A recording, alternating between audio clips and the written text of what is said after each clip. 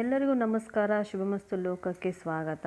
June ತಿಂಗಳಿಂದ ಮಕ್ಕಳ ಶಾಲೆಗಳು ಪ್ರಾರಂಭ ಆಗಿವೆ. ಎಲ್ಲ ಪಾಲಕರಿಗೂ ತಮ್ಮ ಮಕ್ಕಳ ಮುಂದಿನ ಭವಿಷ್ಯದ ಬಗ್ಗೆ ತುಂಬ ಚಿಂತನೆ ಶುರುವಾಗಿಬಿಡುತ್ತೆ. ಮಕ್ಕಳು ಒಳ್ಳೆಯ ವಿದ್ಯಾವಂತರಾಗಬೇಕು ಎಂಬ ಆಸೆನೂ ಇರುತ್ತೆ. ಮಕ್ಕಳು ಒಳ್ಳೆಯ ಹೆಸರನ್ನು ತೆಗೆದುಕೊಂಡು ಬರಬೇಕು ಎಂಬುದು ಅವರಿಗೂ ಆಸೆನೂ ಇರುತ್ತೆ. ಆದರೆ ಕೆಲವೊಂದು ಮಕ್ಕಳು ವಿದ್ಯಾಭ್ಯಾಸದಲ್ಲಿ ಹಿಂದೆ ಉಳಿದು ಬಿಟ್ಟಿರ್ತಾರೆ. ಅವರಿಗೆ ಓದಿದ್ದು ನೆನಪೇ ಇರುವುದಿಲ್ಲ. ಎಷ್ಟೇ ಪ್ರಯತ್ನ ಪಟ್ಟರೂ ತಾವು ಓದಿರುವುದು ನೆನಪಿಗೆ ಬರುವುದಿಲ್ಲ. ಹೀಗಾಗಿ ಚಿಂತನೆ ಮಾಡ್ತಾ ಇರ್ತಾರೆ ಪಾಲಕರು. ಇಂಥ ಮಕ್ಕಳು ಚೆನ್ನಾಗಿ ಓದಿ ಒಳ್ಳೆಯ ಹೆಸರನ್ನು ಮಾಡ್ಕೋಬೇಕು ಅಂತಂದರೆ ಅವರಿಗೆ ಒಳ್ಳೆಯ ಊಟವನ್ನು ಕೊಡ್ತಿರಬೇಕು. ಒಳ್ಳೆಯ ಊಟಗಳನ್ನು ಮಾಡುತ್ತಿರುತ್ತಾರೆ. ಆದರೂ ಜ್ಞಾಪಕ ಶಕ್ತಿ ಜಾಸ್ತಿ ಆಗಲೆಂದು ಆದರೂ ಅವರ ಪ್ರಯತ್ನ ಜಯ ಸಾಧಿಸುವುದಿಲ್ಲ.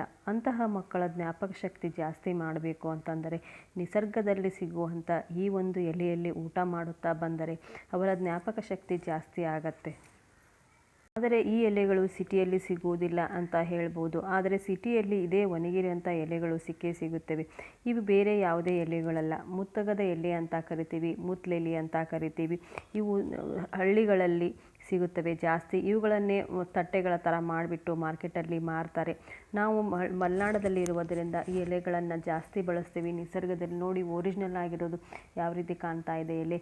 ಈ ತಟ್ಟೆ ಎಲೆ ನಾವು ಮಳೆಗಾಲದಲ್ಲಿ ಜಾಸ್ತಿ ಸಿಗುತ್ತೆ. ಇದರಲ್ಲೇ ಊಟ ಮಾಡೋದು.